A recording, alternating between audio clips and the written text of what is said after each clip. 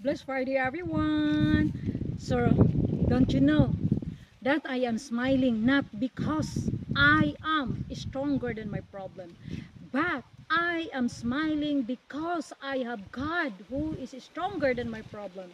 So remember this word, mga kapatid. Isaiah chapter 40 verse 29. God gives strength for those who are weary, and God increase the power of those who are weak.